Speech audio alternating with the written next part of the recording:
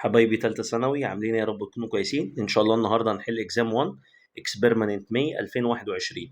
تمام. الامتحان ده كان 30 سؤال بس. كان كله امتحان في نص ساعة. كان من غير مودرن، هو بس جاست كهرباء.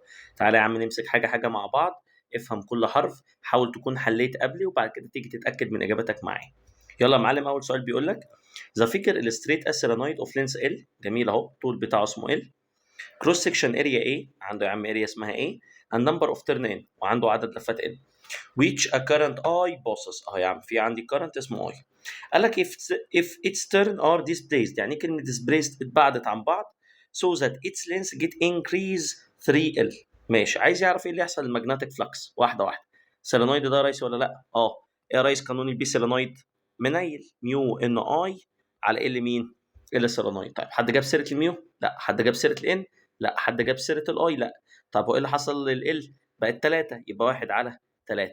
يبقى بدل ما كانت بي بقت 1 على 3 بي. يبقى بي يا عم سيلينويد 2 ايكوال 1 على 3 بي سيلينويد 1، يعني الاجابه decrease to 1 over 3 of initial value. اللي بعده in the opposite figure as magnet move in the shown figure. طيب واحده واحده. المستر قال لنا اي ماجنت يتحرك تمام بفلوستي او بحركه، اذا انا في شابتر 3. تمام. افتكر ايه؟ افتكر اخص مقاسبك. لا هنا يا ريس، هنا في ساوث صح اهو.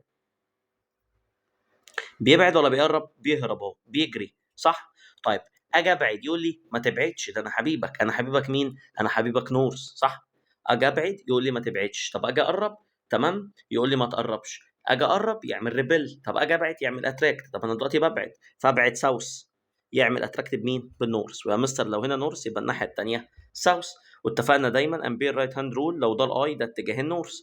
طب يا مستر النورس الناحيه الثانيه، يبقى الكهرباء طالعه ولا نازله؟ يبقى اكيد الكهرباء نازله لتحت.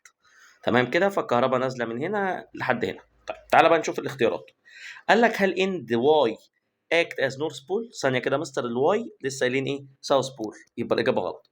طيب هل ان ذا اكس اكت از نورث بول؟ طبعا اكس نورث بول صح.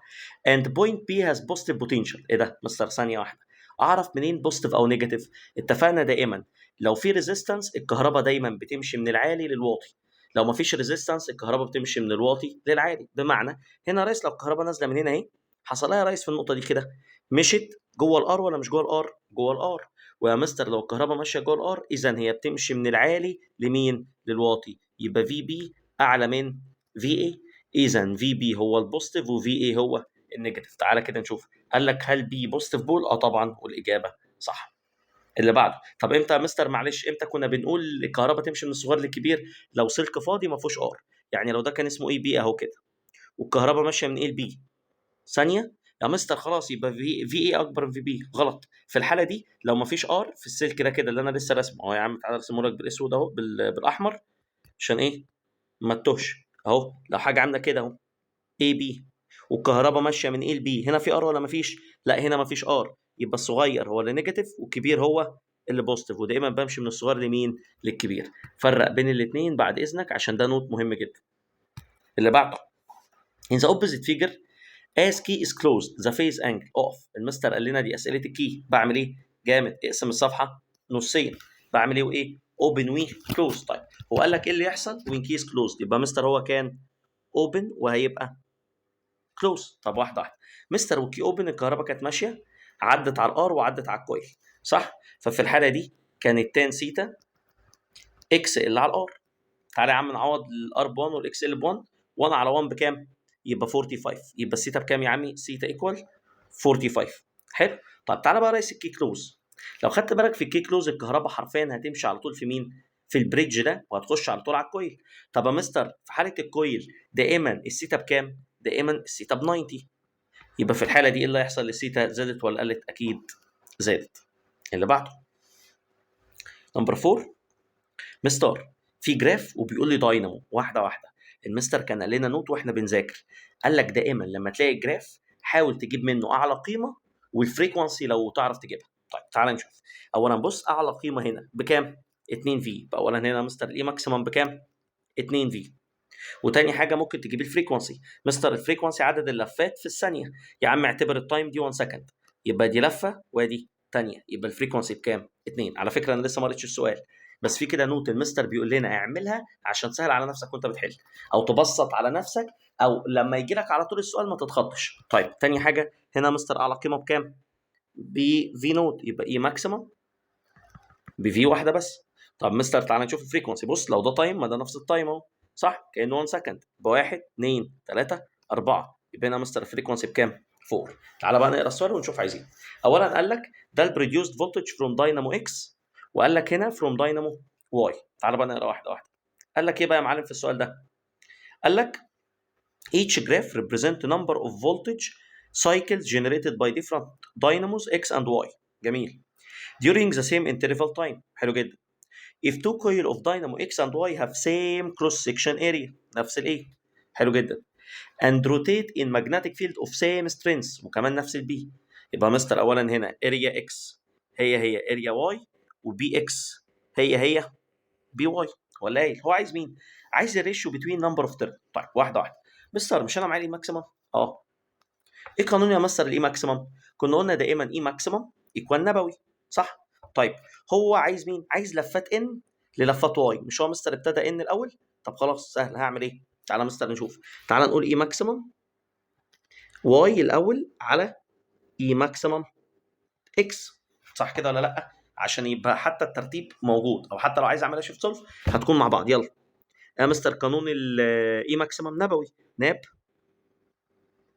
2 باي اف، بس خلي بالك دول بتوع مين؟ دول بتوع واي على ناب 2 باي اف. دول يا مستر بتوع مين؟ بتوع اكس. تعال نشوف اللي زي بعض ونشطبهم. هو قال لي يا معلم في نفس السؤال، تعالى لون تاني اهو عشان ما تلخبطش. قال لي الاريا اكس هي اريا واي، يبقى شيل اريا اكس واريا واي، صح؟ صح. طب ايه كمان؟ قال لك يا عمي بي اكس هو بي واي، يبقى بي اكس هيطير مع بي واي. تحفه. ايه كمان؟ يا مستر ال2 مع ال2 والباي مع الباي. طيب واحده واحده. تعالى يا مستر بص بقى، والله ده ان واي اهو وده ان اكس، يعني دي اللي انا عايزها اصلا، صح؟ هي دي اللي عاملها باللون اهو هنا اهو، دي اللي انا محتاجها، صح؟ فدي اساسا ممكن احطها في الكالكوليتور على هيئه اكس. طيب يلا ان واي بكام؟ تعالى يا مستر فين واي الاول؟ ابتدي بواي اهو بكام؟ بفي. يبقى سيب ان اي ماكسيمم واي اسيبها بفي. طيب اي اكس بكام؟ ها، ب 2 في، يبقى شيلي ماكسيمم اكس احط 2 في. الفي دي هتطير مع الفي دي، تطلع هنا القيمه بكام؟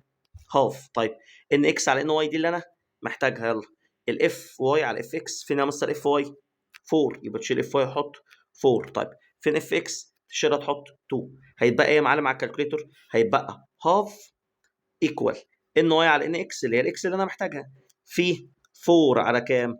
4 على 2. صح ولا غلط؟ هتلاقي 2 دي طارت مع 2 دي، وال4 بالتايمز ينزل تحت بالديفايدد، تبقى الاجابه 1 اوفر 4. وطبعا ما تشغلش مخك واستخدم الكالكوليتور.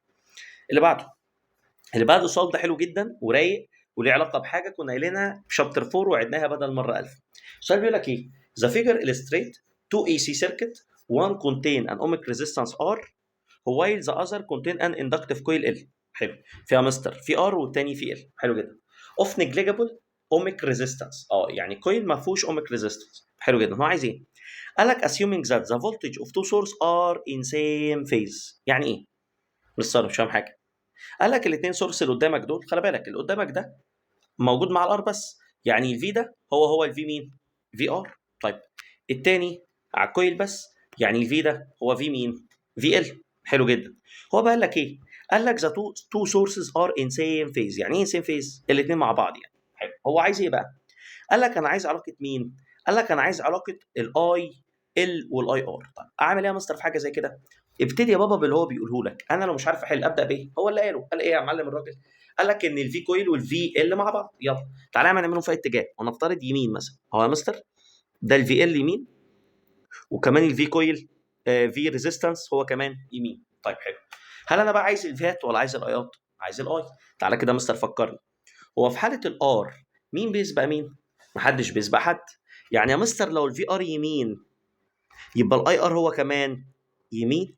جدع، صح، شاطر. تمام، يبقى انا كده الحمد لله جبت اول اتجاه، اتجاه الاي ار. طيب تاني حاجه الكويل. مستر مش في الكويل قلنا الفي كويل بيسبق الاي ب 90؟ صح، صح جدا. يعني يا مستر لو ده الفي كويل اهو في ال، هل احط الاي فوق ولا الاي تحت؟ ثانيه يا مستر، سابق يعني بيعمل كلوك كويس. افتكر دايما لو دي يا بابا الساعه اهو، لو دي مثلا الساعه 3 12 3 6. بص يا مستر 12 جت الاول بعدين جت 3 صح؟ طيب فكك يا عم من دي اهو يا عم مستر الساعه 3 الاول ولا الساعه 6؟ لا الساعه 3 جت الاول بعدين ان شاء الله هتيجي الساعه كام؟ بعدين هتيجي الساعه 6 صح ولا غلط؟ يعني دايما 6 بعد 3 و3 بعد 12. يعني اللي عايزه تقول له بيسبق بيعمل كلوك ولا انتي كلوك وايز. حلو جدا. طيب يبقى هنا مثلا انا عايز اقول لك الفي بيسبق الاي ب 90، يعني لو ده في لا ان شاء الله بعدها ب 90 هيبتدي يظهر مين؟ هيبتدي يظهر الاي بتاع الكويل. حد عنده مشكله؟ تحفه. ففي الحاله دي الجراف لقينا ايه؟ لقينا ان الاي ار جه الاول بعدين الاي ال صح ولا غلط؟ فعلا. ففي الحاله دي الاي ار سابق مين؟ سابق الاي ال. او دي حرفيا انت لو قلبت الورقه هتلاقي شكل عامل كده اهو، هتلاقي الاي ار جت الاول بعدين الاي مين؟ اي كويل. يعني حرفيا بس انت عامل روتيت صح ولا غلط؟ يبقى في الحاله دي مين يا عمي؟ الاي ار جت بعدين جت الكويل. اللي بعده تو كبر واير هاف سيم لينس. حلو جدا. يعني L1 هو L2 if cross section area of second wire is 3 times the first wire. ثانية يا مستر second wire يعني E2 قد ايه area 1؟ 3 area 1. حلو جدا. the ratio between resistance of first one and the resistance of second wire. اولا كده هو قال لي 2 كبر. فمستر يعني ايه الاثنين كبر؟ يعني رو 1 هو رو 2. طيب ما في الحاله دي الروتر مع الرو والال تار مع ال هيبقى مين؟ هيبقى الار مع الاريا ولا عكس الاريا؟ عكس الاريا. يعني ار1 على ار2 هي اريا 2 اوفر اريا 1. يعني 3 A1 على A1. ال A1 هتطير مع ال A1 تطلع 3 على كام؟ تطلع 3 على 1. وفي الحالة دي الإجابة A. اللي بعده The figure represent 4 coil of different cross section area. فعلا اهو بص ده 1 2 اريا 1 4 اريا 1 اريا 1 اريا. جميل. and different number of turn. فعلا ان ب 10 ب 10 ب 30 ب 10. حلو. all coil rotate with same angular velocity. يعني نفس الاوميجا. حلو جدا. about its axis is normal direction of B. So ascending arrangement. انت عارف بقى حرفيا هنا كارثتك هتبقى فين؟ والله العظيم هتبقى في كلمه ascending و descending. يعني ايه يا مستر كلمه ascending؟ افتكر دايما ascending من الصغير للكبير. تمام؟ من الصغير لمين؟ من الكبير. افتكر كلمه ascend. مش عارف هتبص على ورقه العربي. تمام؟ هتلاقيها تصاعدي. يعني ايه يا بابا تصاعدي؟ يعني بطلع يعني من الدور الكبير للصغير ولا من الصغير للكبير؟ من الصغير للكبير. حلو جدا. طب according to مين؟ maximum value of induced EMF. طيب واحده واحده. مستر قانون الايه induced؟ ان بي في اريعتي. حلو جدا. طيب ولا هنا قال لك داينامو؟ حتى لو قال لك اي حاجه من دول هو كده قال لك سيم فيلوسيتي يعني نفس التايم. طيب كلهم نفس الايه؟ كلهم هيعدي عليهم نفس البي يبقى البي مش معاه. يبقى حرفيا لو عايز تجيب الكهرباء اضرب الان في مين؟ ان في الاريا. يعني اول واحده الاريا ب 2 والان ب 10 تطلع الكهرباء بكام؟ 20. 2 في 10. اللي بعده 4 و10 يبقى الاي بكام؟ 40. اللي بعده 1 في 30 يبقى الاي بكام؟ 30. اللي بعده 10 في 1 يبقى الاي بكام؟ 10. طيب واحده واحده بقى مستر ascending من الصغير لمين؟ للكبير. هو اللي قال هو ascending. مين اصغر واحد؟ ده يبقى دي. بعد كده A. بعد كده C. بعد كده B. يبقى دي A C B. فين دي A C B؟ اهي يا عمي الاجابه رقم B.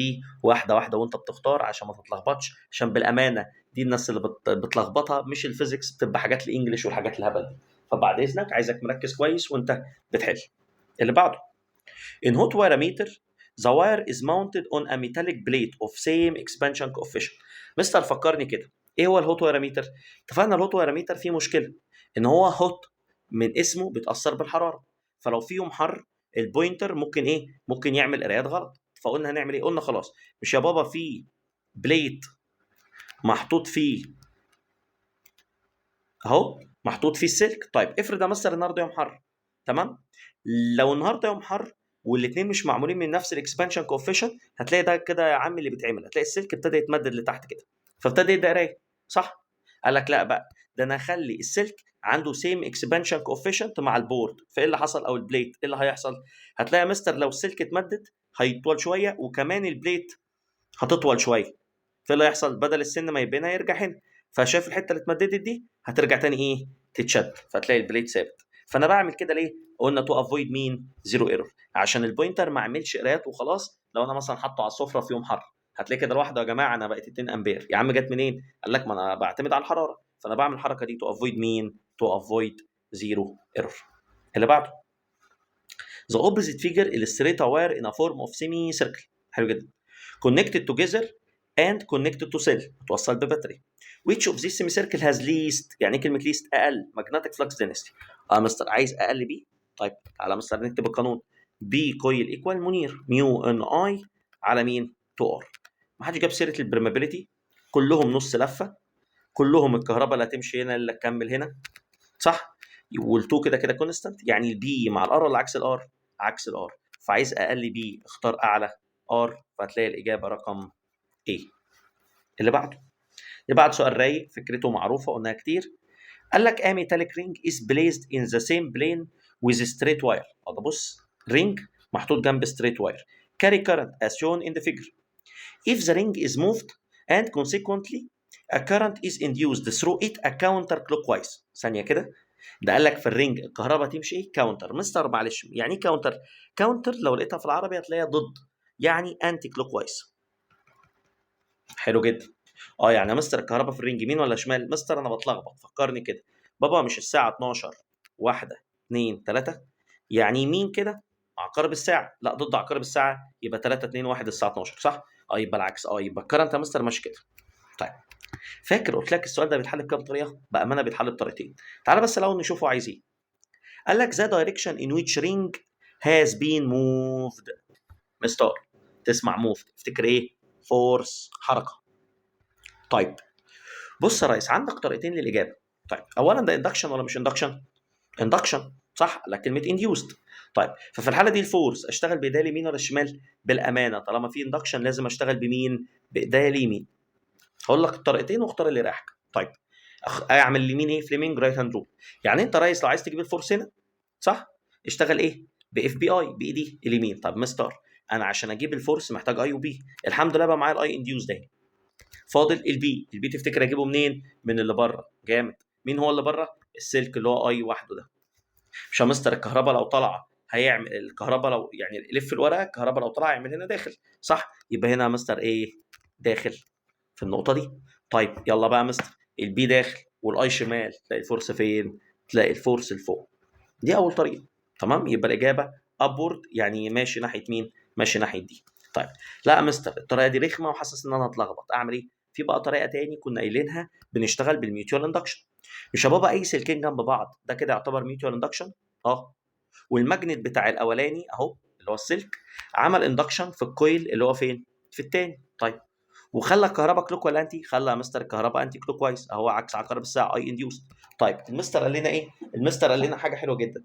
قال لنا لو لقيت الكهرباء مع اتجاه الكرنت اذا فورورد، يبقى قرب ولا ابعد؟ ابعد. طب هنا بقى في الحاله دي الكهرباء معايا ولا عكسي؟ لا يا مستر، ده لو الاي برايمري يمين اي انديوست شمال، يبقى كده رئيس فورورد ولا باكورد؟ لا يا مستر ده كده باكورد. ايوه يعني هستفاد ايه يا عم من الباكورد؟ اصلا شروط الباكورد ان الماجنت يزيد ولا يقل؟ يزيد. يعني قرب ولا ابعد؟ اقرب. لما اقرب بيعمل باكورد، اجي ابعد يعمل فورورد، يبقى في الحاله دي اروح ناحيه مين؟ اروح ناحيه الواير. تمام، يبقى الاجابه رقم دي. سؤال مهم بعد اذنك ركز فيه. اللي بعده رسمه 2 3 4. طب انا قبل ما ابدا تعالى شوفوا عايز ايه. each of the four. ليه بقى؟ ليه انا ما كتبتش على طول المستر قاله لنا؟ هو كده كده المستر قال لنا دايما لما بتلاقي سيركت افتكر على طول بعمل ايه؟ ار ايكويفالنت اي مين، وان شاء الله يحلها في حلال صح؟ بس انا المره دي اصلا في كتير قوي سيركتس، فتعالى شوف هو عايز ايه اصلا. قال لك each of four electric circuit contain an ammeter. ماشي اهو I1 I2 I3 I4. حلو جدا. what is the correct arrangement for reading A1 A2 A3 4 for the 4 ammeter؟ طب واحده واحده. المثل خلاص بقى هنا عايز اميتر، على طول ار ايكوفالنت اي مين، ونشوف الاميتر موجود فين. ليه؟ ممكن يكون الاميتر موجود مثلا في برانش، وممكن يكون اي مين. تعال نشوف اول واحد. كهرباء ماشيه هنا، اولا الاميتر هنا بيقرا اي مين، عدت على ار، يبقى ده سيريز. بعد كده حصل ايه في النقطه دي؟ اتقسمت هنا واتقسمت هنا. طيب اللي اتقسم دول بقوا سيريز، ال2 ار وال1 يبقى كام؟ 3. اقول لك حاجه، اعتبر اي ار ب1 عشان ما تقعدش توجع دماغك. يلا 3 وال3 وال6 بارل. اعمل ايه؟ 3 تايمز 6 على 3 بلس 6 تطلع بكام؟ تطلع ب 2. طيب ال2 ده مع ال1 اللي فوق ده سيريس ولا بارل؟ سيريس، صح؟ صح ولا غلط؟ صح جدا. يبقى اولا يا مستر الار ايكوفالنت بكام؟ 1 زائد 2 3 اوم. تعالى بقى تاني حاجه، بص الحمد لله الاميتر ار مين؟ ار اي مين مش هيغلبنا. القانون في بي على ار ايكوفالنت، صح؟ يا عم ولنفترض الفي بي ب 1 يبقى 1 على كام؟ 1 على 3. تمام؟ او تعالى نعمل رقم ابن ناس مثلا شو، خليها 12. 12 على 3 بكام؟ ب 4 امبير. تمام؟ عشان 12 دايما بيتقسم على الاثنين والثلاثه والاربعه، فرقم بسيط يعني. حلو جدا. تعالى اللي بعده. يلا مستر. يبقى اول واحد تعالى كده بس عشان ما تلخبطش اهو. اميتر 1 بكام؟ 4 امبير. تمام؟ وكده كده اي ريشيو، اي اكبر اصغر اسندنج ديسندنج الكلام ده اعرف اقعد بارقام عادي. تعالى نشوف اللي بعده.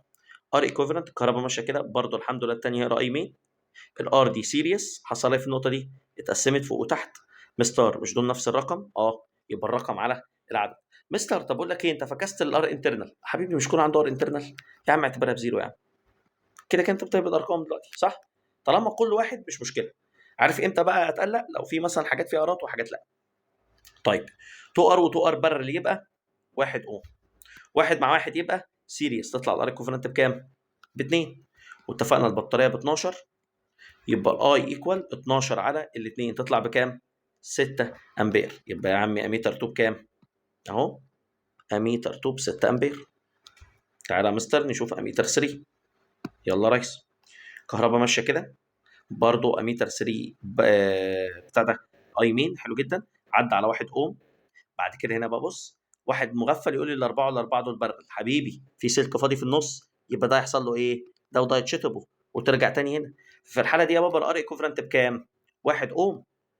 ففي الحاله دي الاي مين بكام بقى؟ ها 12 على 1 تطلع بكام؟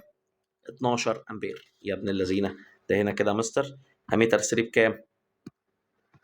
اميتر 3 ب 12 امبير.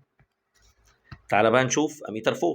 تمام؟ اقول لك حاجه، اللي رايق بقى واللي عايز ينجز على طول، شوف يا باشا طالما كلهم نفس البطاريه ونفس الار انترنال والكلام ده كله، احسب يا باشا الارات واعكسهم في الايات وانجز نفسك. طيب اخر واحد البطاريه ماشي من هنا نزل تحت جاي هنا اهو يا مستر. الهاف ار دي سيريس ولا بارل؟ سيريس. طب والثلاثه دول؟ بارل. 3 ار و3 ار و3 ار طالما بارل يبقى 3 الرقم على العدد. 3 على 3 بكام؟ 1. 1 ونص تطلع يا مستر الار ايكوفرنت بكام؟ 1 ونص. يبقى الاي مين 12 على 1 وكام؟ 1 ونص اهو يا عم. 12 على 1 ونص تطلع الاجابه ب 8 امبير. يلا يا مستر. يبقى اي 4 ب 8 امبير. طيب تعالى بقى نشوف واحده واحده. مين اكبر واحد؟ اكبر واحد اهو اميتر 3. اميتر 3 اكبر واحد. بعد كده يعني يا مستر ده اكبر واحد يعني بص بق السمكه دي اهو يا بابا. بعد كده اميتر 4. بعد كده اميتر 2 اللي هو بستة. بعد كده اميتر كام؟ اميتر 1. طيب يبقى فين يا عمي دي؟ اميتر 3 بعد كده 4 بعد كده 2 بعد كده 1. لقيناها الاجابه رقم دي. اللي بعده سؤال مهم جدا. بيقول لك in the opposite figure during motion of rod AB. ثانيه كده، ده انا عندي رود اي بي. تمام؟ to the right the brightness of lamp. المستر قال لنا نوت مهم جدا جدا جدا. طيب تسال نفسك سؤال، حبيبي اللمبه دي بتتاثر بكام نوع كهرباء؟ المستر قال لنا كام؟ حسب السؤال. هنا يا بابا كام نوع؟ والله بص عندي البطاريه كهرباء، كنت لو تفتكر وانا بحل دايما كنت بحلها بلون، وكمان الواير اللي بيتحرك ده كمان ايه؟ بلون تاني. طيب تعالى بقى يا مستر نعمل الكلام ده كله. يلا يا باشا. اول حاجه ده فليمنج رايت ولا ليفت؟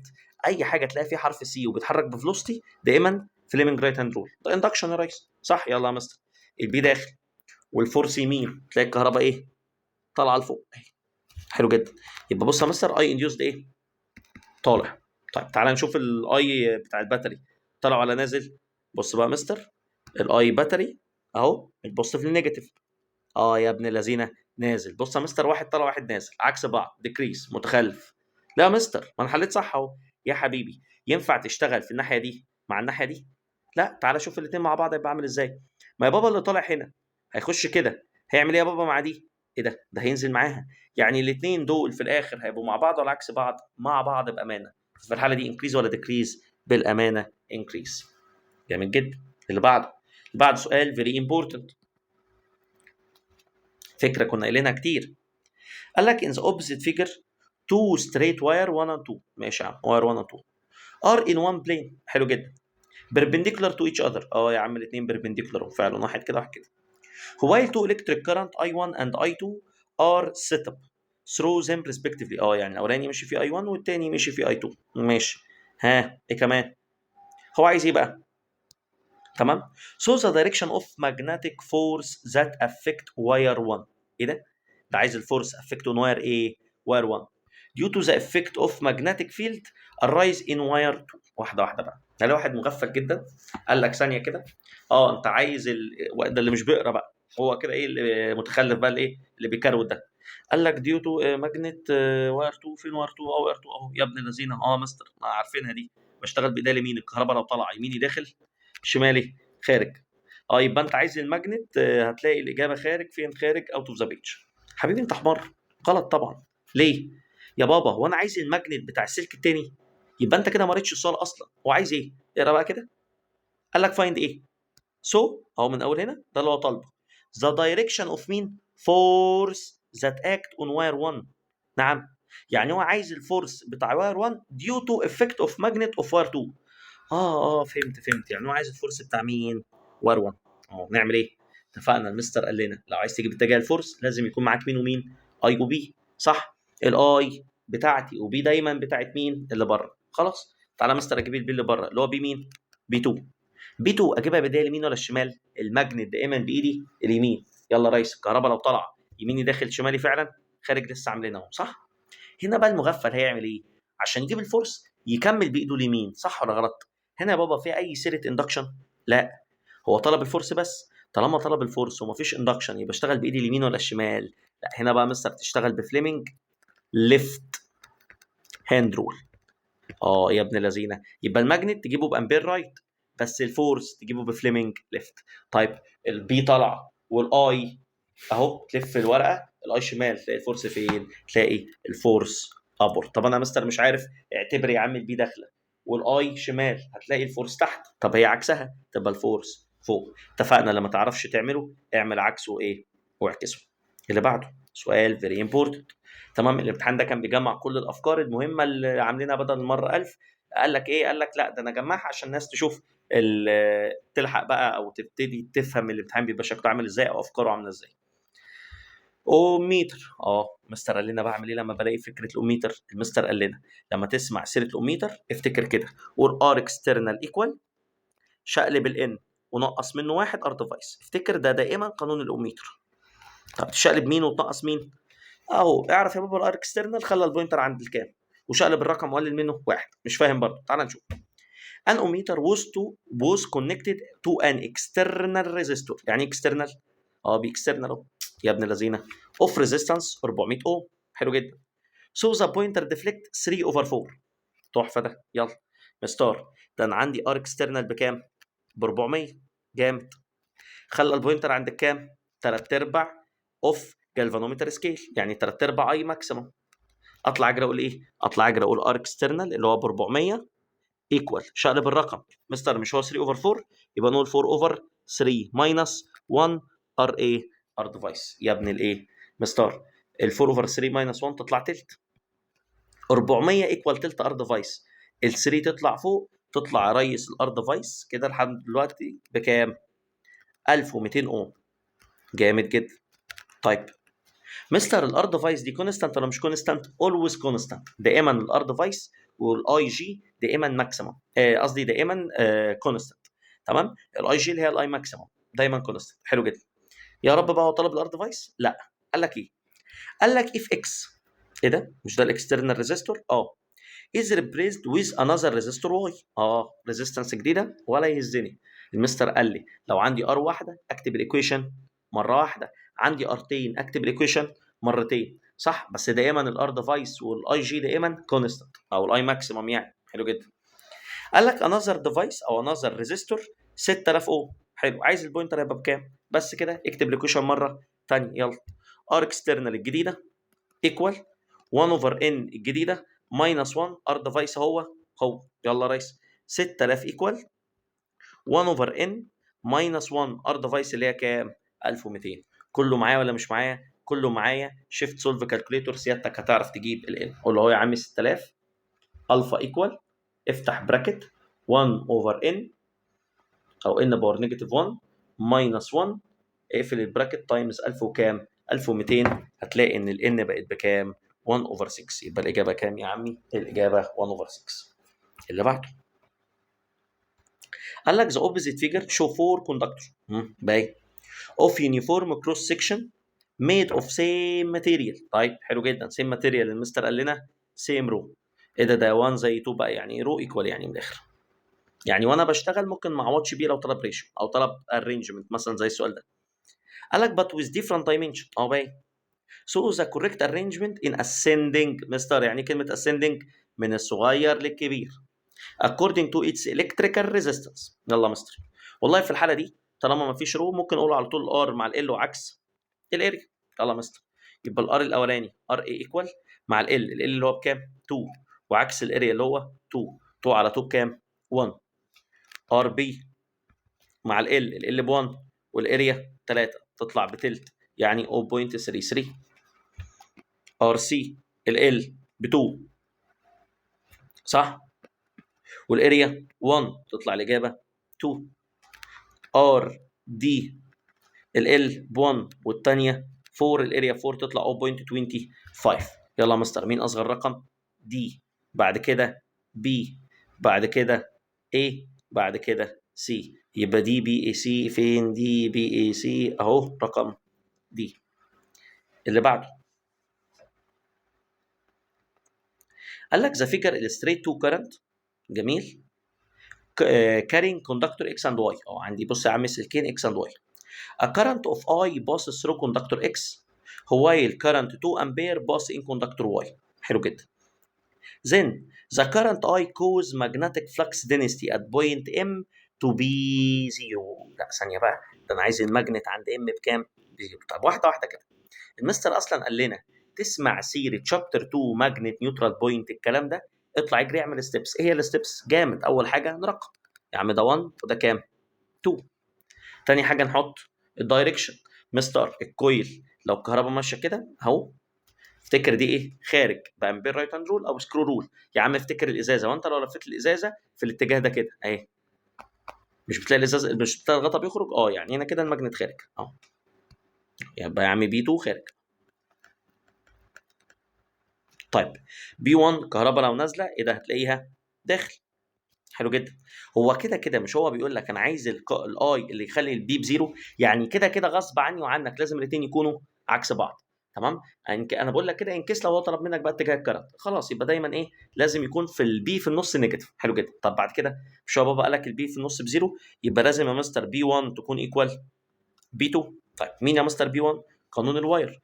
اعوض ب 2 تايمز 10 باور نيجاتيف 7؟ لا، ليه؟ المستر قال لنا لما تلاقي ريشيو او تلاقي حاجات بتتشطب مع بعض الاحسن تعوض بالقانون الاساسي اللي هو مين؟ ميو اي 1 على 2 باي ديستانت.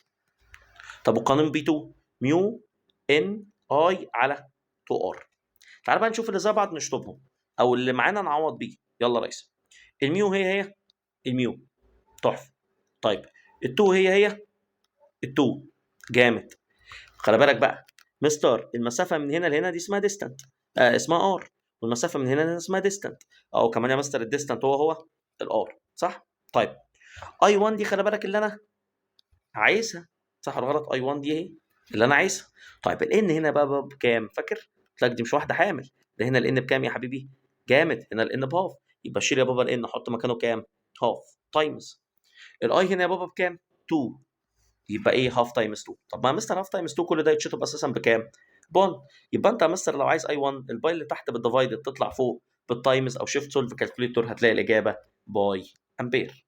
اللي بعده which combination of the following resistor give an equivalent resistance of value R. طيب السؤال ده اولا يتحل بكذا شكل. طيب اول شكل اللي هو اللي فاهم الرايق ده اللي عارف دائما شويه نوتس عن الار ايكويفالنت، ايه؟ ان دائما في البارل الار اصغر من اصغر ار، وفي السيريس الار اكبر من اكبر ار. فده واحد رايق يقول ايه؟ اولا كده انا مش هحل الاولى ليه؟ بص ده في ار، يعني ار مش دي ار في وسط البارل، يعني اكيد الار ايكوفالنت هنا اصغر من مين؟ اصغر من ار. طب وانا عايز الار ايكوفالنت بار، يبقى دي غلط. طيب ينفع نقول الاخيره دي برضه غلط ليه؟ ده بص ده في ار سيريس مع شويه ارات، فاكيد الار ايكوفالنت اكبر من مين؟ اكبر، ده كمان من اكبر واحد فيهم، بس اكيد اكبر من الار. طيب فالاجابه مين او مين؟ بص يا معلم، الاجابه هتطلع بيها هتطلع سي. تعالى بقى نجرب، يلا. مستر الكهرباء لو ماشي هنا هيحصل ايه في النقطه دي؟ هتتقسم مره 2 3. يلا. طب دول مع بعض سيريس ار و3 ار 4، يا عم اعتبرها ام عاديه، وهنا 2 هنا 4، صح؟ طب عندنا طريقتين. في واحد لما يقول لي بيقول لك ايه، مش 4 و4 قد بعض؟ يبقى الرقم على العدد 4 و4 يطلع 2. طيب ال2 ده مع ال2 ده مش دول بارل؟ 2 نفس الرقم، الرقم على العدد 2 على 2 بكام؟ 1. هي دي الاجابه. واحد يقول لي لا لا لا لا انا ماليش في الجو ده. تعالى يا عم نعمل ستيبس. فاكر اللي انا كنت قايله لك؟ يلا يا مستر، الكهرباء تمشي من هنا تتقسم اهو يا عمي، هنا وهنا وهنا. ار و3 4 ار، صح؟ اعمل ايه؟ افتكر كده معايا، الله افتح براكت. قول الاولاني باور نيجاتيف 1 4 باور نيجاتيف 1 زائد الثاني باور نيجاتيف 1 زائد الثالث باور نيجاتيف 1. اقفل البراكت كله باور نيجاتيف 1. ما دي يا بابا اللي هي 1 على الار ايكوفرنت ايكوال 1 على ار 1 بلس 1 على ار 2.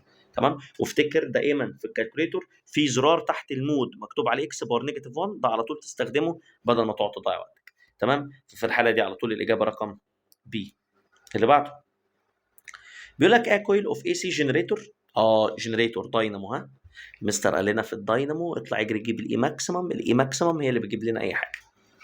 consists of 12 ترن، الحمد لله معايا الان. قال لك اند اريا 0.08 متر سكوير، الحمد لله متظبطه معايا الاريا. ذا توتال ريزيستنس اوف كويل از 22 اوم. ايه ده؟ معايا ار؟ مش عارف يعني، تعالى نكمل. اند كويل روتيت ان 0.6 تسلا ماجنتيك فيلد. ايه ده؟ ده انا كمان معايا البي. to produce AC frequency of 50 Hz مع ال F. then the maximum induced eddy current. ايه ده؟ ده ما طلبش الفولت، لا يا بابا طلب الكرنت، ولا يهمني ليه؟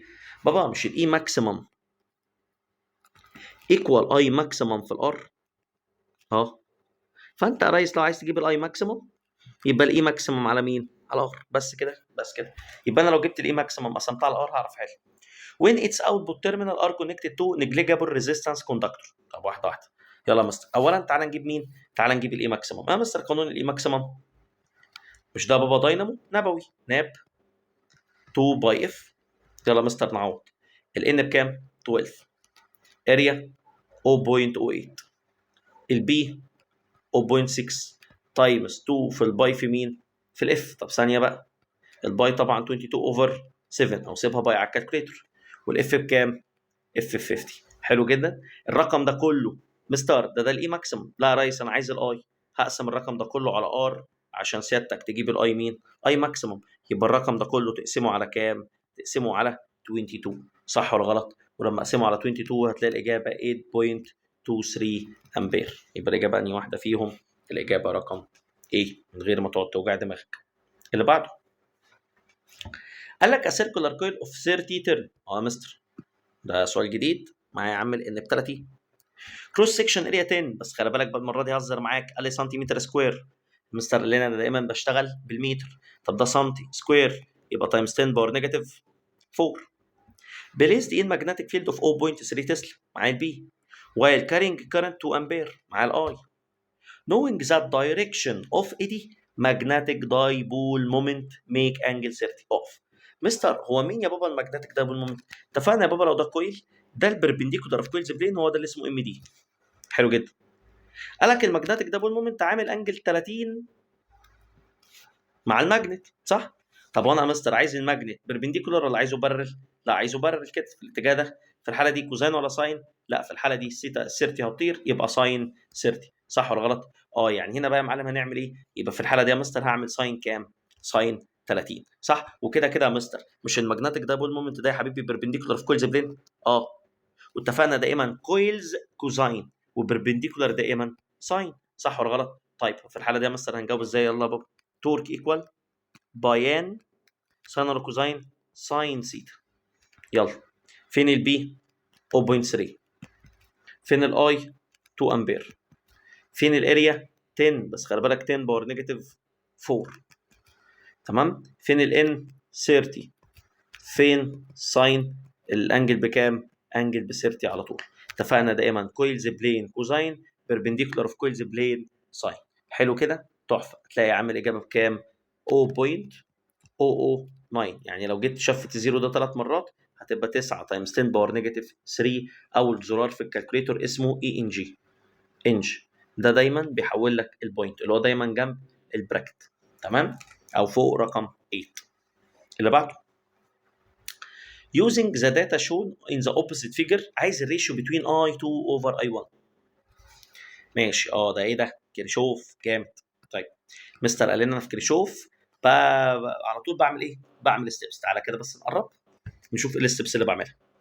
اول حاجه على طول الاقي كيرشوف، افتكر كده معايا بعمل ايه؟ جامد، بحط سهم البطاريه دايما من الصغير لمين؟ من الكبير، من الصغير للكبير، من الصغير للكبير. تاني حاجه افتي في الكرنت، الراجل كتر خيره فاتي I1 I2 I3، حلو جدا. تالت حاجه افتي في اللوب، ممكن اعمل لوب هنا اهو، وممكن اعمل لوب هنا. حد بقى لمح واخد باله من نوت انا كنت قايله؟ مستار، واخد بالك ان البطاريه دي قد دي والاثنين عكس بعض؟ يعني استفاد ايه؟ بقى دي اول حاجه تعمل اللوب في الاتجاه ده. استفاد ايه يا عم لما اعمل اللوب في الاتجاه ده؟ او اول حاجه يعني اشتغل باللوب دي. قال لك اصلا البطاريتين لما يكنسلوا بعض انا في الحاله دي على طول هعرف اعمل علاقه بين مين ومين؟ I2 I3 من غير ما افكر. صح ولا غلط؟ صح جدا. طيب تعالى بقى واحده واحده، تعالى بس نكمل وبعد كده ان شاء الله اقول لك هنعمل ايه في القصه الحزينه دي. بعد كده حدد النود يا مستر، ده النود اهو. بعد كده جمع الار جنب كل اي. يلا يا مستر، اي 1 دي هتمشي في فين؟ من نود من الكوره للكوره. عدت على كام؟ عدتش غير على ار، يبقى دي عدت على ايه؟ ار، يبقى اكتب هنا ار. طيب اي 2 من فين لفين؟ بص يا مستر، من الكوره للكوره. عدت على كام برضو؟ عدت على ار، اكتب جنب دي ار اهو وامسح. صح؟ اي 3 من فين لفين؟ برضه يا مستر من الكوره لمين؟ اهو للكوره. عدت برضه على مين؟ برضه يا عم عدت على ار اهو، كلهم عدوا على ار صح؟ طيب بعد كده بص بقى يا ريس، هو عايز مين؟ هو عايز اي 2 اي 1 صح؟ طيب تعالى كده اول حاجه كي سي ال ستيبس بقى صح؟ كي سي ال بنقول اللي داخلي كل خارج. يلا يا مستر في النود دي اهو يا عم، في النود دي اهو اي 1 داخل اهو، اي 2 خارج واي 3 خارج، يبقى اي 1 ايكوال اي 2 بلس اي كام؟ 3. دي اول ايكويشن. هنا بقى ابدا باللوب اللي فوق ولا اللي تحت؟ لا لا لا، ابدا باللي ايه في مصلحه كده. بص كده على اللوب اللي تحت، البطاريه يا مستر دي معايا ولا عكسي؟ بص يا مستر اللي اهو البطاريه يمين واللوب يمين، يبقى معايا بلس. طيب اللي بعده البطاريه دي معايا ولا عكسي؟ بص البطاريه يمين واللوب شمال، لا يبقى ماينس في بي. تمام، طبعا ده لو هشتغل في لوب مين؟ لوب 1 مثلا، لو هو يا عم اسمي دي لوب 1. حلو، طبعا كي في ال. يلا ايكوال اهو، هيطفي الارض. يلا يا مستر الاثنين الار في اي 2 معايا ولا عكسي؟ بص كده اهو، بص يا مستر الاي في ار 2 شمال واللوب يمين، يبقى نيجاتيف اي 2 في ار. حلو جدا. طيب اي 3 في ار معاه العكسي، بص بقى يا مستر اهو اللوب ماله؟ سوري انا اسف. بص اهو اللوب تحت واي 3 في ار تحت، لا يبقى بلس اي 3 في مين؟ ار. ايه بقى النوت اللي انا قلته لك؟ بص بقى يا ريس، لو لقيت بطاريتين قد بعض وعكس بعض اشكر ربنا. ليه؟ بابا في بي ماينس في بي بكام؟ زيرو صح؟ ايكوال نيجاتيف 2 نيجاتيف اي 2 ار بلس اي 3 ار. طب ما النيجاتيف اي 2 ار هتروح هناك عكس الاشاره، هتبقى اي 2 ار ايكوال اي 3 مين؟ ار. عارف ده معناه يا ريس؟ ده معناه ان الار دي هتطير مع الار دي. عارف ده يا باشا معناه ايه؟ معناه ان اي 2 ايكوال اي 3. ايوه يعني هعمل ايه؟ بص يا باشا هتلاقي حرفيا سؤالك اتحل. ليه؟ مش انت بابا عايز علاقه اي 2 باي 1؟ طب ما اي 1 يا حبيبي ان الايكويشن اهي دي اي 2 بلس اي 3. طب ما اي 2 هو اي 3، اذا اي 1 ايكوال 2 اي مين؟ 2 اي 2. عارف ده معناه ايه بقى؟ او مش انت بابا عايز اي 2 على اي 1؟ يبقى اي 2 على 2 اي كام؟ اي 2. الاي 2 هيطير مع الاي 2 تطلع الاجابه 1 على مين؟ 1 على خف. دي طريقه. في طريقه تاني؟ طبعا في طريقه تاني. تعمل 3 ايكويشن وثلاثه النون. هي يا عم الثلاثه ايكويشن والله يعوض الار باي رقم عشان هو كده كده عايز ريشيو، ولنفترض هتعوض اقرب ب 1، وعوض الفي بي باي رقم ولنفترض ب 1 هو كمان صح. وفي الاخر هيبقى معاك كله نون ما عدا مين؟ ما عدا الثلاث ايات، وتشتغل 3 ايكويشن 3 النون. هيطلع اي 1 بكذا، اي 2 بكذا، اي 3 بكذا. بس يبقى تعمل علاقه اي 1 باي مين؟ اي 2. بس طبعا دي طريقه هتضيع وقتك، اما الطريقه اللي انا لسه قايلها لك دي اسهل طريقه، ودي الطريقه اللي انا كنت قايلها لك قبل كده. في حاجات لما تلاقيها خليك لماح واقفش الدرجه على طول وروح. اللي بعده بيقول لك ايه؟ اللي بعده بيقول لك the opposite figure show an AC source with maximum voltage is 200 فولت. بص بقى، في حاجه كده المستر برضو كان قايلها لنا، مش عارف كده ولا لا. تمام، لما تلاقي كلمه ماكسيمم فولتج قلق. بص ده حتى رسمها في الرسمه اي ماكسيمم. ليه؟ انا دائما وابدا كنت اللي طول عمري بشتغل بالافكتيف، صح؟ معنى ان يقول لك اي في ماكسيمم في القصه قلق. على فكره ممكن في الاخر يقول لك عادي، يقول لك الكهرباء مثلا ماكسيمم، في الحاله دي ماكسيمم وماكسيمم خلاص الدنيا زي الفل. بس انا بقلق يعني، انا بعرف ان هنا كده في تركه في القصه. تعال نكمل. قال لك وز ماكسيمم فولتج 200 فولت، يبقى ده مستر في مين؟ ماكسيمم and its frequency 50 هرتز على الاف. حلو جدا. قال لك connected to inductive coil X of self induction L. حلو جدا. of negligible ohmic resistance. حلو. given that، بص بقى اهو قله الادب ابتدت اهو. قال لك ايه؟ effective value of current passes in the circuit is 2 امبير. يا ابن الذين، يعني ده بقى الماكسيمم والافكتيف؟ لا، ده قال لك الاي مين؟ افكتيف. خلاص المستر قال لنا عايز تشتغل يا اما تحول الافكتيف لماكسيمم، يبقوا الاثنين ماكسيمم، يا اما تحول الماكسيمم لمين؟ افكتيف. اختار اللي انت عايزه. تمام؟ حلو جدا. What are the value of self-induction and method of connecting coil of zero ohmic resistance، تمام؟ with coil X to double the effective value of current. طيب واحدة واحدة بس كده، عشان ايه حاسس الدنيا متلخبطة. أولا كده أنا مش هينفع أشتغل effective مع ماكسيمم، صح؟ أول حاجة يا مستر أجيب مين؟ هجيب أول حاجة الفي effective. طب ما الفي effective 1 على روت 2 في ماكسيمم، يعني 1 على روت 2 تايمز كام الفي ماكسيمم؟ 200. ده مبدئيا. طيب تاني حاجه الحمد لله معايا الاي افكتيف بكام؟ ب 2 امبير، صح؟ طيب مستر معايا في ومعايا الاي، تعرف تجيب لي بدايه. طب ده يا بابا ريزيستنس ولا كويل ولا كاباستور ولا حاجتين في بعض؟ قال لك بص كده، قال لك ان كويل اوف سيلف اندكشن ال ويز نيجلكتد اوميك ريزيستنس. يعني في المره دي هو كويل بس مش كويل وار، خلي بالك ممكن يقول لك الكويل ده عنده ريزيستنس، في الحاله دي هيبقى زد، فاهم؟ طيب يبقى اول حاجه مستر معايا في ده، يطلع اجري جيب مين؟ اكس ال. ما الاكس ال في افكتيف على اي افكتيف، او في ماكسيموم على اي ماكسيموم. يلا يا مستر، هقول له 1 على روت 2 تايمز 200 اوفر كام؟ اوفر ال 2، صح؟ يبقى يلا يا عمي 1 على روت 2 تايمز 200 او 200 ساين 45، والله الاثنين نفس المعنى، على كام؟ على 2. تطلع الاجابه 50 روت 2. 50 روت كام؟ 50 روت 2. تحفه. واكس ال يبقى بالاوم. طيب هو عايز مين؟ هو عايز ال ها؟ طب مش يا مستر اكس ال ايكوال 2 باي اف ال؟ جامد. يبقى 50 روت 2 ايكوال 2 في الباي، الاف هو كان مدالي بكام؟ اهو 50 تايمز مين؟ تايمز ال تعرف تعوض هنا؟ هتلاقي الاجابه 0.22 هنري. بس يبقى انا كده الحمد لله جبت اول حاجه هو طالبها، وات از ذا فاليو اوف سيلف اندكتنس، يعني جبت ال. قال لك ايه بقى؟ and the method of connecting another coil، كويل تاني of zero ohmic resistance with coil X to double الفريكونسي، to double الافكتيف فاليو اوف كارنت. واحده واحده. مستر انا عايز ادبل الكارنت، صح؟ يعني يزيد ولا يقل؟ مستر انا عايز الاي يزيد، فايه اللي يحصل؟ اكس ال لازم يقل. ومين يا بابا الحاجه اللي بتقلل الاكس ال؟ البارل ولا السيريس؟ دائما اللي بيقلل الاكس ال والاكس سي والار. ايه ده يا مستر اكس سي؟ والله العظيم الاكس سي كلهم ايه؟ كلهم اللي بيقللهم البارل مش السيريس. في الاجابه دي هتكون 0.22 هنري وان ايه؟ ان بارل. اللي بعده قال لك in the opposite electric circuit when closing key، ثانيه هقفل الكي اهو، ماشي. which of the following row show what happened to the reading of voltmeter V1 و V2 و V3؟ طب واحده واحده كده. مستر تعال نشوف ايه اللي هيحصل لما هقفل الار. تمام؟ طيب بص، لو قال طلب منك حاجه واحده اعمل البيفور وافتر، بس المره دي طلب حاجات كتير. تمام؟ يبقى ممكن على طول نشتغل ايه اللي هيحصل على طول. يلا يا ريس. اولا كده لما قفلت الكي، حد واخد باله ان الكهرباء تبقى ماشيه كده، عدت على الار وعدت على التو ار دي كمان، ولقيت هنا طريق فيه فولتميتر خدناه في شابتر 2 وعنده ار عاليه جدا، و2 ار و2 ار، وعندي بريدج. عارف يا معلم تعمل ايه؟ جامد. تمشي فين؟ في البريدج، والثلاثه دول اتكنسلوا. حتى الفولتميتر ليه؟ احنا خدناه في شابتر 2 ان الفولتميتر عنده ار كبيره جدا، فلو لقيت طريق فيه فولتميتر عنده ار كبيره وطريق فاضي، همشي فين؟ في الفاضي. ففي الحاله دي في 1 هيقرا كام؟ 0. ده مبدئيا. طيب مستر هو انا لما بقى عندي كي الار زادت ولا قلت؟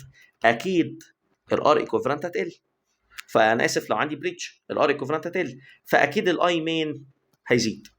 يبقى لو طلب الاي هنقول هيزيد. حلو جدا. طيب هو طلب في 1 وفي 2 وفي 3. طيب تعالى نشوف يا مستر في 2.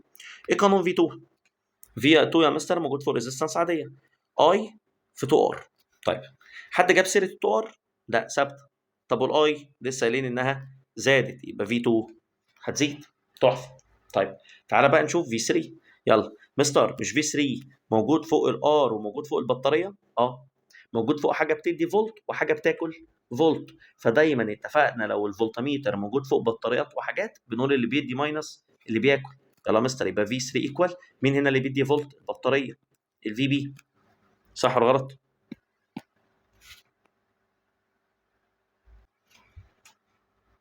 في الحاله دي هيكون في بي تمام اهو ماينس مين يا مستر؟ اي في الار. طيب ايه يا عم اللي حصل؟ الاي لسه قايلين الاي زادت، واي حاجه بتزيد بعد النيجاتيف تعمل ايه في اللي بره؟ اكيد هتقلل اللي بره. طيب فتعالى بقى واحده واحده. يلا في 1 هيبقى بكام يا مستر؟ في 1 لسه قايلين ان هو هيبقى بكام؟ زيرو. طيب حلو جدا.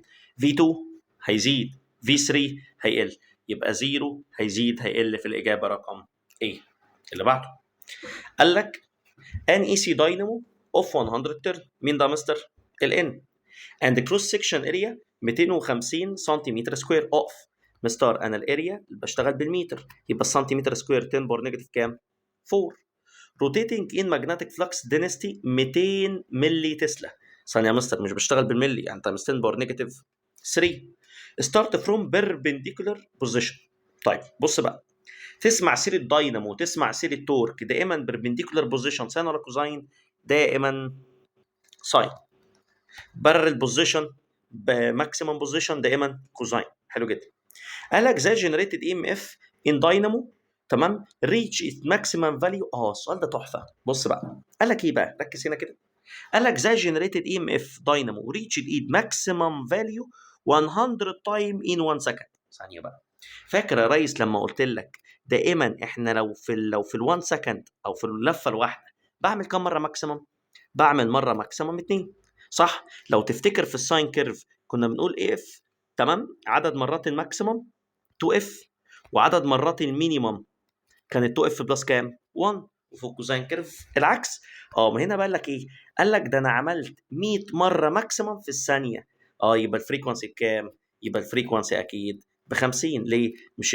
مش الاثنين اف ايكوال عدد مرات اللي عملت ماكسيمم. طب ما هو في الماكسيمم 100 يبقى اوفر 2 هتلاقي الفريكونسي بكام؟ 50. النوت ده مهم جدا جدا جدا، اول مره تمام يخش في السؤال في الاشكال اللي زي دي. حلو جدا. هو عايز مين؟ قال لك show the value of effective induced EMF. طيب مستر ايه قانون يا مستر ليه effective؟ 1 على روت 2 في ماكسيموم. حلو جدا. يعني 1 على روت 2 نبوي ناب 2 باي اف. يلا مستر نعوض 1 على روت 2 اللي هي ساين 45. الان اللي هي 100. اريا اللي هي بكام؟ 250 بس خلي بالك سنتي 10 باور نيجاتيف 4 تمام سنتيمتر سكوير عشان كده 10 باور نيجاتيف 4. لو لينس بس وسنتي 10 باور نيجاتيف 2. حلو جدا. البي 200 بس 200 ايه ملي 10 باور نيجاتيف 3 في 2 في الباي تمام. في الاف يا عمي الاف اللي هي بكام؟ الاف اللي هي ب 50 لسه جايبها تمام. تحسب يا معلم على الكالكوليتور هتلاقي الاجابه ب 111.1 فولت. فالاجابه رقم بي. اللي بعده السؤال بيقول لك ايه؟ ان الكتريك بيل. يعني ايه بيل؟ جرس يعني ديفايس. ورك ات باور 1 واط. يبقى ده الباور. حلو جدا. when an electric current 0.5 امبير مع الاي passes through it if it is connected to transformer off. ايوه يعني ايه الفرق؟ لا ثانيه المستر قال لنا تسمع سيره ترانسفورمر. اولا انا عندي سكندري وبرايمري. طب ما هنا قال لي البيل الجرس، يبقى ده السكندري ولا البرايمري؟ لا اولا ده الباور سكندري وده الاي سكندري. طيب تاني حاجه ركز لو في كلمه ستيب اب او ستيب اب اند داون. هنا في اب اند داون؟ لا. حلو جدا. قالك اوف افشنسي كذا معايا الايد which the number of turn of each secondary coil is كذا to that of each primary coil. ثانيه كده انا مش فاهم، تعالى نقرا واحده واحده. number of turn of each secondary coil اللي هو الان secondary is يعني equal 1 over 100 1 over 100 ذات ان برايمري ان مين؟ ان بي. عارف ده معناه ايه يا ابن الذين؟ ده معناه ان اس على الان بي كام على كام؟ 1 على 100. حلو جدا. قال لك then the voltage of the source. يعني ايه voltage of the source؟ في primary connected to the primary coil. حتى هو قال لك البرايمري كويل ايكوال كام؟ واحده واحده. اولا عندي ايتا، ها، عندي efficiency، يبقى ايتا في بي على في اس. اتفقنا الان معايا بس الاي عكسي. حلو. طيب ايكوال ان بي على ان اس ايكوال اي اس على اي بي. طيب واحده واحده كده على مستر نعوض. الايتا معايا ولا لا؟ اه معايا. خلي بالك دي 95 على 100 يعني 0.95. اجيبها ازاي؟ اهو يا بابا 95 على 100 هتلاقيها 0.95. ده الايتا. حلو جدا. طيب الفي بي دي اللي انا عايزها. الفي اس ايه ده؟ تصدق لازم اجيب الفي اس. المستر قال لنا نوت مهم جدا افتكروا. لو معايا الباور والفي اطلع اجري جيب الاي. معايا باور واي اطلع اجري جيب الفي. طب ما أنا هنا يا بابا بص معايا باور ومعايا اي. مستر مش الباور ايكوال في في اي يا ابن اللذينه؟ ما الباور ب1، الفي اللي انا محتاجها الفي سكندري، والاي بكام؟ بنص. تطلع يا مستر الفي سكندري بكام؟ 2 فولت. يبقى هنا يا مستر دي ممكن اشيل احط مكانها كام؟ 2. يلا هنا بقى لو الان اس على ان بي 1 على 100 يبقى الان بي على ان اس بكام؟ 100 على كام؟ 100 على 1. كله معايا ولا لا؟ كله معايا. شيفت سولف كالكوليتور، شيل الفي بي حط مكانها اكس على الكالكوليتور هتلاقي الاجابه 200 وكام؟ 210. اللي بعده the opposite figure show a series تمام AC circuit ماشي containing AC source of maximum voltage. بخاف من كلمه maximum بقلق. تمام يبقى قال لك دي مين؟ في maximum and inductive coil. حلو جدا. of neglected ohmic resistance and ايه؟ بص والله العظيم اهو دايما خوفي بيطلع في محله. قال لك ايه؟ هوت وراميتر. ايوه يعني ماله يا حبيبي؟ اتفقنا دايما الهوت وراميتر بير انهي اي؟ جامد اي افكتيف. تمام. وكمان الهوت وراميتر اوف ريزيستنس 12 اوم. يعني كمان هنا كاني عندي ريزيستنس كام؟ 12 اوم. عندي ار بكام؟ ب 12 سوري اتحرك. طيب قال لك if reading of a meter 10 امبير. بص هي دي يا بابا الاي افكتيف. عايز الاندكتيف رياكتنس. واحد جميل مش هيحول اي حاجه، هيقول لك يا عم خلاص ولا شاف الار اصلا. قال لك يا عم الاكس ال في على اي 250 على 10. طبعا ده غباء. ما ينفعش يا بابا اشتغل الفي ماكسيمم مع الافكتيف صح؟ لازم احول ايه؟ واحد منهم. تعالى يا مستر نحول الماكسيمم للافكتيف. يلا يا مستر في افكتيف ايكوال 1 على روت 2 في ماكسيمم. يعني 1 على روت 2 تايمز الفي ماكسيمم اللي هو كام؟ 250. اهو يا عمي 250 ساين فور. انا بحب دايما اعمل ساين 45 اسهل يعني. تطلع بكام؟ اهو في افكتيف ايكوال 176.77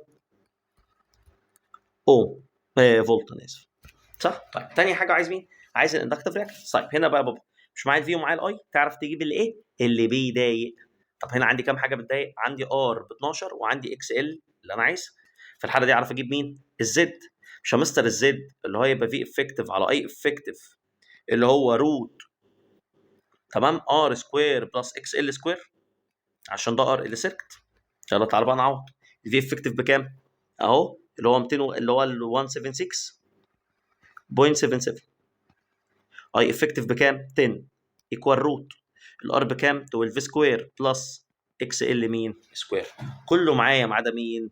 ما عدا الاكس ال. شيفت سولف كالكوليتور هتطلع عامل اجابه بكام؟ 12.98. يبقى الاجابه رقم بي. اللي بعده sensitive galvanometer of resistance 50 ohm. معايا الار جي connected to different shunt. مستر فكرني كده الشنط كان بيعمل ايه؟ الشنط ده يا بابا ار عشان الار ايكوفالنت يقل فالاي مين؟ يزيد. حلو جدا. convert it into a meter of different range. فعلا حلو جدا. يعني ايه different range؟ يعني كل واحد يعرف يقرا لحد معين. which of the following express the meter that has maximum range scale. يا ابن الذين ده اللي عنده اعلى اي واللي عنده اعلى اي هو عنده اقل ار equivalent. طيب تعالى مستر نشوف. هنا الار equivalent دي الار شنط هنا 5 و5 تطلع ب 2.5 عشان ابرر. هنا 5 على كام؟ 5 على 3. اكيد 5 على 3 اكبر من 5 على كام؟ 5 على 2 هتطلع ب 1.66. طب هنا على طول الار شنط ب5 هنا الار شنط ب2. مين اصغر رقم في دول؟ اكيد اللي هو 5 على 3. اللي بعده a 10 مايكرو فراد كاباستور كونكتد تو ثانيه، يبقى ده سي. خلي بالك فراد وقال لك مايكرو 10 باور نيجاتيف 6 كونكتد تو 1000 هرتز اوسيليتور. تمام، هرتز يعني فريكونسي اوف ماكسيمم، بخاف من كلمه ماكسيمم، اي ام اف اوف 5 فولت. يعني الفي ماكسيمم ب 5. ماشي، ربنا يستر وما يقوليش افكتيف. قال لك انت ذا ماكسيمم انتنستي. بص بقى الراجل هنا ايه، بعد ما عملها 3 مرات فوق قال لك يحترم نفسه هنا، قال لك عايز الماكسيمم عادي جدا. طيب باصص ان ذا كاباستور. طيب مستر ايه قانون الاي ماكسيمم؟ في ماكسيمم على بدايه. هو هنا في حد بدايه غير الكاباستور؟ لا. واحد بقى مغفل على طول يشتغل بالسي يا حبيبي. اللي بدايه هنا اسمه اكس سي. يلا الاكس الفي ماكسيمم بكام؟ معايا 5 اوفر الاكس سي. مش معايا، تعالى الاول نروح نجيب الاكس سي. 1 على 2 باي اف مين؟ سي. 1 على 2 باي الاف اللي هو كام؟ 1000 في السي اللي هو كام؟ 10 تايمز 10 باور نيجاتيف كام؟ 6. يبقى اقول له يا عمي 1 على 2 باي بالكالكوليتور في الاف اللي هو 1000 في السي اللي هو 10 مايكرو يعني تايمز 10 باور نيجاتيف كام؟ 6. هتطلع عامل اجابه بكام؟ 50 على باي. 50 على مين؟ 50 على باي. حلو جدا. هتعوضها هنا 50 على كام؟ باي. وتشوف الاجابه تقول له يا عمي 5 على 50 على باي، هتلاقي الاجابه ب 0.3 حاجه اللي هي اقرب واحده 0. كام؟ 0.3. تمام؟ 50 على باي اهو، تاكد بس تطلع 0.314 اللي هي الاجابه كام؟ اللي هي الاجابه رقم دي. السؤال اللي بعده ده مهم جدا جدا جدا جدا. السؤال ده كتير قوي وعلقت عليه على فكره كتير في الريفيجن والكلام ده كله، وبرده في ناس لسه بتحله بنفس الغباء. تعال نقرا السؤال مع بعض. تمام، السؤال بيقول لك ايه؟ ان الكتريك سيل اوف unknown EMF. unknown EMF حلو جدا، يعني البطاريه مش معايا او فعلا في بي connected to resistance R1. حلو جدا، اللي هو بكام؟ 5 اوم. hence the current intensity passing through the cell equal 0.5. حلو جدا، ده اللي هو فيجر 1. and when replacing R1 by another resistance R2 the intensity become 0.3. واحد يقول لي يا عم مش محتاجه، قول هتعمل ايه؟ يا بابا في بي ايكوال اي في الار. اي مين في الار ايكوفالنت، صح؟ جدع شاطر. الاي بكام؟ 0.5. ار ايكوفالنت بكام؟ 5. تطلع الاجابه ب 2 كام؟ 2.5 فولت. 1.2 1.5 2 3 ان شاء الله اقرب واحده 2. تعبيط يالا، في حاجه اسمها كده؟ لا طبعا. امال يا مستر هو في حاجه اسمها الاجابه 2.5 طب ما هتقول 2 ولا 3؟ غباء. قال لي ثانيه كده، تعالى طب اشوفها من اللي بعدها. يلا في بي ايكوال اي ماكسيمم. تلاقي اساسا السؤال ده غلط. يلا الاي بكام؟ 0.39. يبقى الفي بي بكام اهو؟ ما انت مغفل بقى، تقول 0.3 في كام؟ في 9. جرب كده يا عمي هتلاقي 2.7 فولت. يا عم خلاص، هي تصدق قريبه من السري. بطل هبل. في حاجه اسمها بنفس البطاريه ويطلع قيمتين مختلفين؟ لا. يبقى انا هنا عامل حاجه غلط. تفتكر ايه الحاجه الغلط؟ الغلط يا حبيبي ان انت هنا نسيت حاجه مهمه جدا. ايه؟ ان البطاريه اكيد عندها ار انترنال وسيادتك مش حاسبه يا جدع. بس كده بس كده. فقصدك تقول لي ان الفي بي اي مين في ار ايكويفالنت بلس ار سمول، صح ولا غلط؟ طيب اعمل ايه برضو؟ تعالى بقى نشوف كده واحده واحده. بابا هو مش البطاريه دي هي البطاريه دي؟ تعالى بقى كده نكتب على جنب هنا. يبقى ممكن يا مستر تقول ايه اهو؟ بص كده اهو، مع مستر الفي بي ما الاتنين نفس البطاريه، اي مين في ار ايكوفالنت زائد ار انترنال. حلو جدا. طيب ما الفي بي كده كده كونستانت ايكوال اي مين الاولاني اللي هو 0.5 في ار ايكوفالنت اللي هو 5 زائد ار انترنال. لا مش معايا، هي ايكوال الفي بي الثاني اللي هو 0.3 في ار ايكوفالنت اللي هو 9 بلس كام؟ بلس ار. صح ولا غلط؟ لو جيت بصيت هنا يا معلم في الايكويشن دي كله معايا سيادتك ما عدا مين؟ ما عدا الار. صح ولا غلط يا ابن اللذينه؟ ففي الحاله دي شيفت سولف يا بابا، تعرف تروح تجيب مين؟ تعرف تروح تجيب مين؟ تجيب الار. هتطلع عامل ار بكام؟ هتطلع الار ب 1 اوم. الار بكام؟ ب 1 اوم. شيفت سولف كالكوليتور، قول له 0.5 افتح براكت 5 بلس اكس اقفل البراكت ايكوال 0.3 9 بلس اكس. هتلاقي الار انترنال بكام؟ ب 1. خلاص يا باشا، عوضها في الايكويشن دي او عوضها في الايكويشن دي سيادتك تعرف تجيب الفي بي. فالفي بي ايكوال 0.5 في 5 بلس 1 تطلع بكام؟ تطلع ب 3 فولت، او هي 0.3 في 9 بلس 1 يعني 0.3 في 10 برضه يا عمي هتلاقي الاجابه بكام؟ هتلاقي الاجابه ب 3 فولت. اللي بعده بيقول لك the opposite figure show an RLC circuit connected with an AC source of EMF rated at 200 فولت. حلو جدا، ده الفي، ومحدش هنا جاب لي سيره ماكسيموم ولا افكتيف ولا اي حاجه، يبقى على طول افكتيف. and 50 هرتز مع الاف. using the data find the total impedance. ده عايز مين؟ ده عايز زد. طيب تعالى نشوف ده مين. ده انا عندي كويل، عندي ريزيستنس، وعندي كاباستور، يبقى على طول الزد ايكوال روت ار سكوير بلس اكس ال ماينس اكس سي اول سكوير. طيب تعالى كده واحده واحده. يلا الار الحمد لله معايا ب 30. تعالى بقى مستر اول نجيب اكس ال 2 باي اف مين؟ ال. يلا 2 في الباي ل 22 اوفر 7 في الاف اللي هو 50 في ال اللي هو 7 على كام؟ 22. هتلاقي ده طار مع ده، يبقى دي ب 100. يبقى الاكس ال بكام؟ 100 اوم. تاني حاجه الاكس سي. تمام. يلا يا معلم، 1 على 2 باي اف سي يبقى 1 على 2 في 22 اوفر 7 في الاف اللي هو 50 في 5.3 تايمز 10 باور نيجاتيف 5. ده يا عمي هتلاقيها بكام؟ هتلاقيها ب 60. يلا يبقى الزد روت 30 سكوير بلس 100 ماينس 60 اول سكوير. صح ولا غلط؟ هتلاقي يا عم الاجابه بكام في الاخر؟ هتلاقي الاجابه ب 40 امبير. وثانيه بس اتاكد من حاجه، 1 على 2 باي في الاف في السي اهو، فعلا طلعت الاجابه ب 60. يبقى كله كده يا عمي ايه؟ 30 سكوير زائد 100 ماينس 60 اللي هي 40 اول سكوير، تطلع عامل الاجابه بكام؟ تطلع الاجابه ب 50 اوم. الاجابه رقم بي. اخر سؤال وكده نبقى خلصنا الحمد لله الامتحان كله. قال لك جراف 1 ريبريزنت جروس اوف كارنت. ايه ده مستر؟ الجراف ده انا شفته قبل كده. مش ده بابا في السيلينويد؟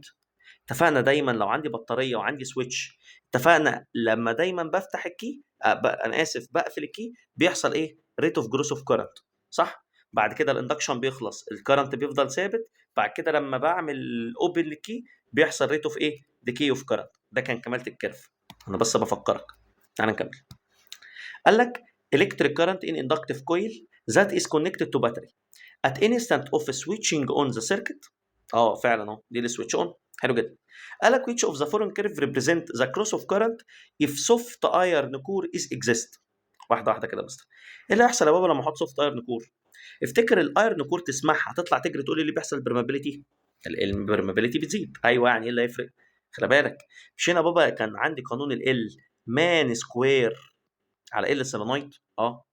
يعني لو البرمابيلتي زادت فالسيلف اندكتنس هيزيد. يعني ايه يا بابا السيلف اندكتنس هيزيد؟